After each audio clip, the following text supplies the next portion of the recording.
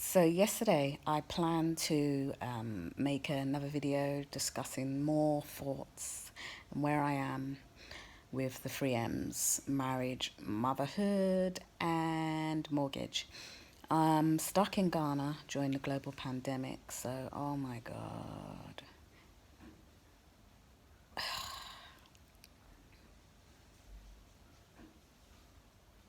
I recorded myself speaking my truth.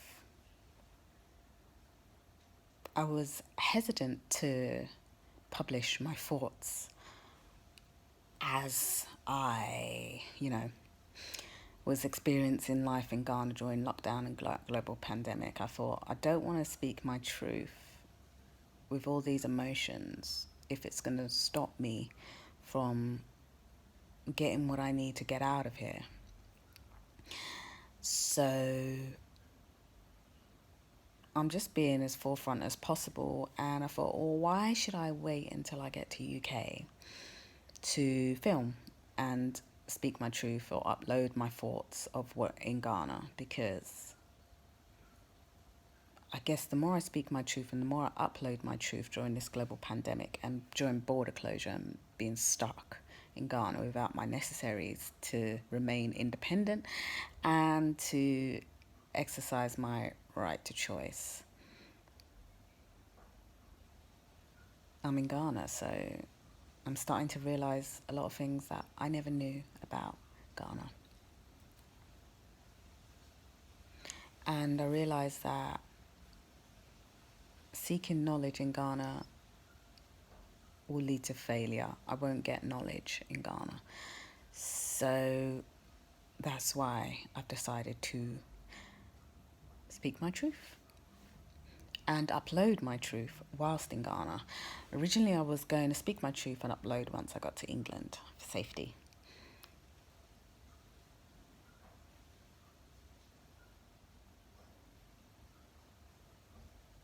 As you know, 4 years ago, I started a YouTube channel called The Three M's, and every Wednesday I had Wedding Wednesday, where I talk about my thoughts on seeking a long-term relationship that leads to marriage and all those sort of things that a woman thinks about when she wants to start a relationship.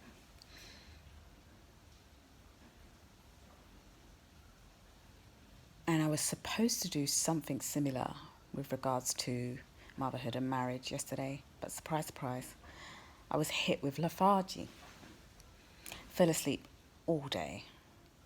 I'm not angry about it. I'm not angry with myself about it.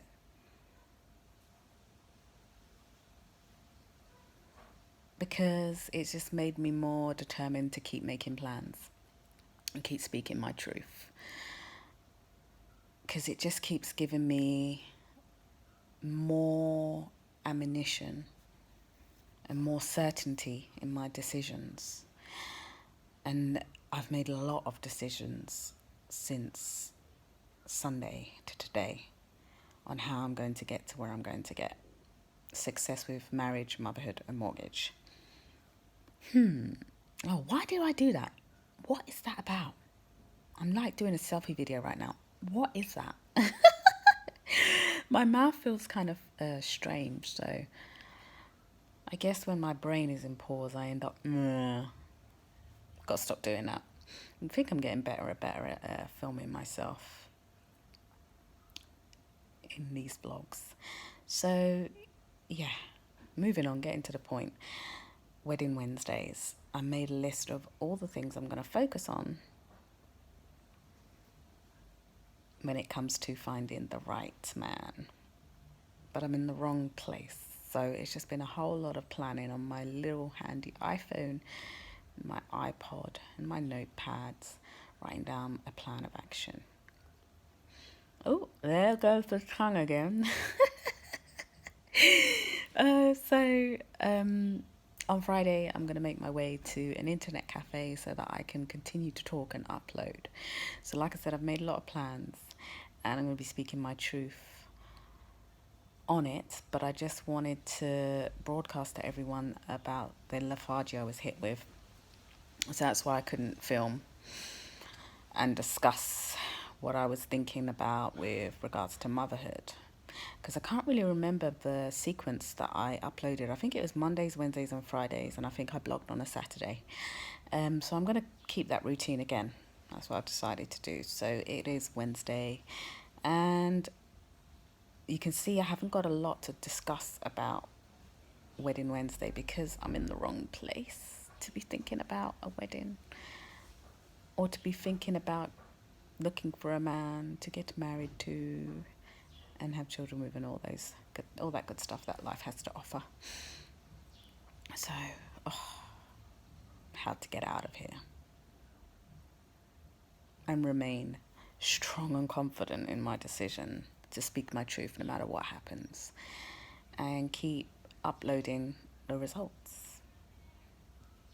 regardless of anybody's opinion, regardless of subscribers, regardless of views, likes, shares, and all of that. So, okay, I've rambled on to you guys for 6 minutes. So, I guess you'll see the results on Friday. So that's why I haven't got a lot to say about Wedding Wednesdays.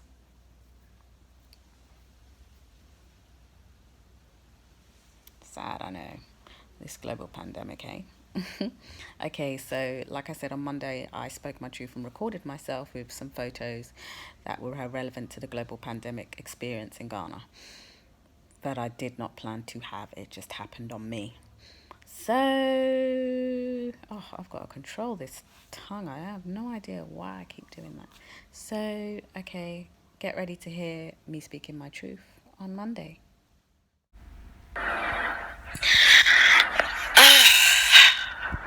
Another Monday is here, another week. I'm not enthusiastic about it because I've got all this motivation from my YouTube channel to strive for the 3 M's: marriage, motherhood, mortgage. And I'm in the wrong place. Ghana.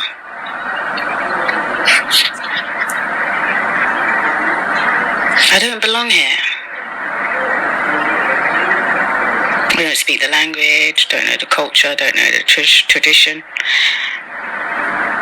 And I believe Ghanaians are going through something right now. So when it comes to people who are willing to come back home to learn, they're shunned.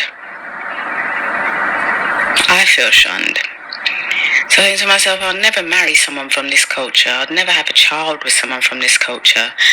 I'd never give myself a permanent base amongst this culture in this country. Like, who would do that to themselves? If something happened to my child, you're going to shun her? If she had to go and travel, or if she had to get education outside, if she happened to get a job outside of Ghana and come back, is that how you're going to treat her? I think about my childhood, and I'd say within my age bracket there were 3 Ghanaians that I was kind of shoved on. It was not choice. It was my mum who knew their mums and basically said, yes, go out with them, go and do this with them. And I mean, I'm not in contact with them anymore, thank God. It just made me realise this whole sisterhood thing is bullshit. It's absolute bullshit. Like, I would never want my child or my husband to come from a culture like this, or to own a house in a country like this, where the Ghanaian High Commission can't even direct a tourist in crisis during a global pandemic who made the mistake of coming on holiday to Ghana without holiday insurance. I accept it. I should have got some holiday insurance, but I don't get psychic readings, I don't have a crystal ball, I didn't know tomorrow.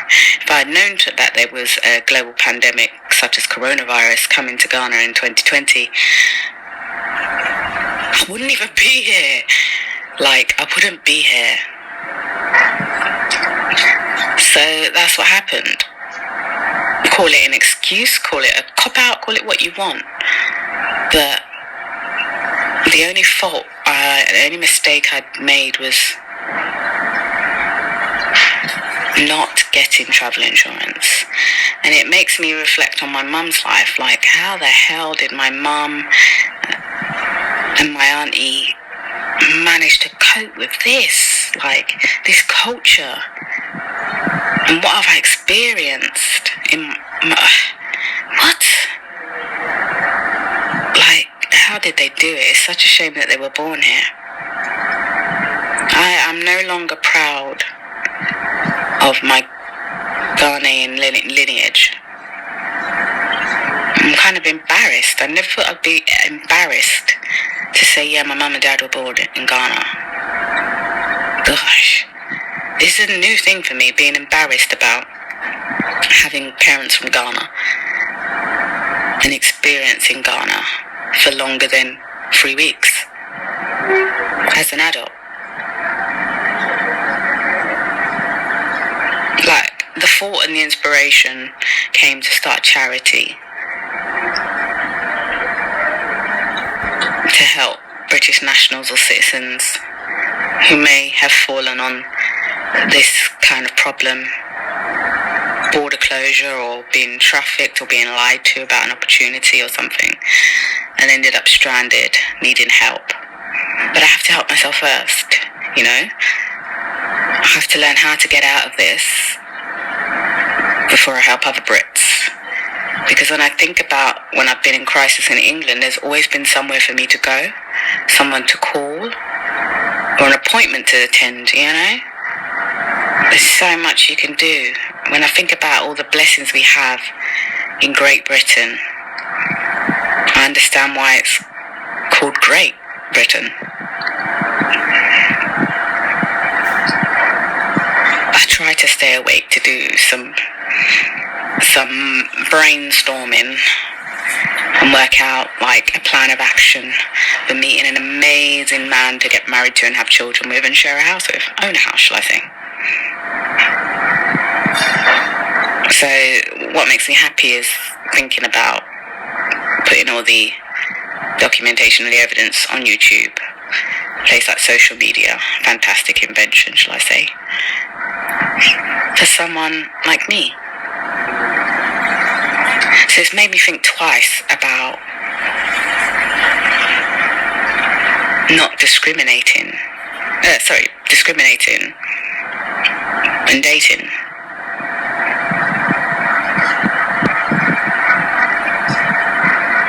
Am I going to isolate myself from dating men from ethnic minorities in England?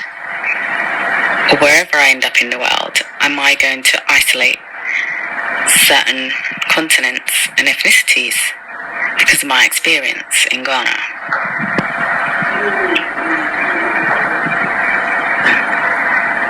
Well, if it means I have to do that before getting success, why not? That's how I'm looking at it. I mean, I allowed the distractions of my life to stop me 4 years ago. Thinking back, I guess I didn't assert myself enough, and I started making excuses. And so that's what happened. I didn't assert myself enough, and I started making excuses. So I was distracted away from the YouTube channel, and it just didn't happen.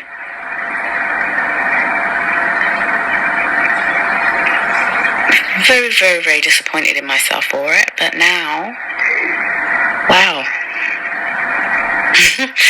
Now nothing's going to stop me, not even a global pandemic. And the only thing that can stop me from this is literally dropping dead and being closed off in a coffin. So those are my thoughts right about now, Monday afternoon. It looks like 4:25 in Ghana. So I guess I'll speak on it again tomorrow, on Tuesday, the 21st of July, shall I say. Signing out. Annabelle from the 3Ms.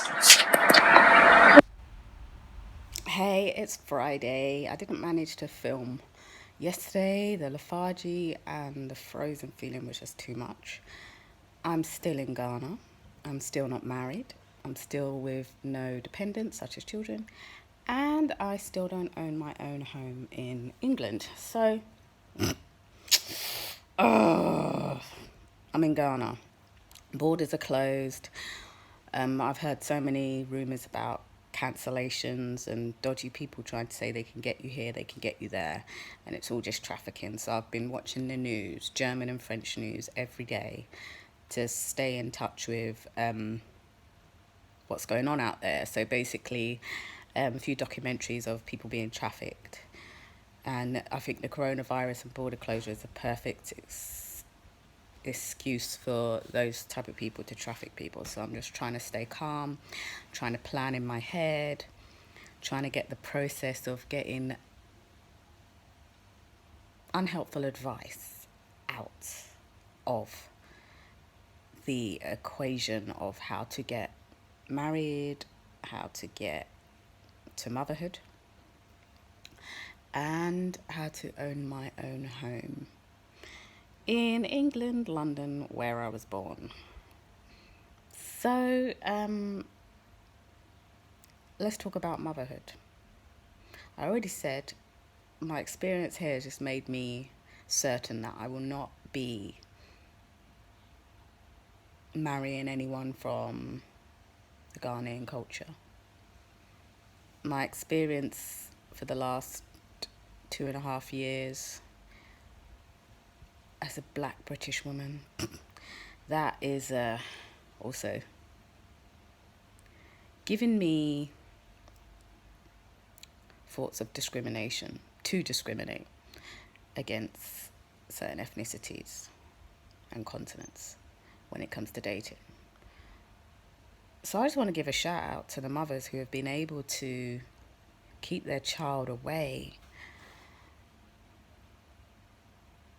from African cultures, from black British bullshit. Mothers who've been able to keep their children away from crime. Mothers with adult children who've been able to marry and have children who are of African descent. Well done. If you're out there, if you've managed to keep your children away from black British bullshit, such as all these hypocritical protests that are going on at the moment to do with the problems within the black British community. So any mother who's been able to keep their child away from black British bullshit, any mothers who's been able to keep their child away from black American performances, idolizing the performers, shall I say, and any mother who's been able to keep their child away from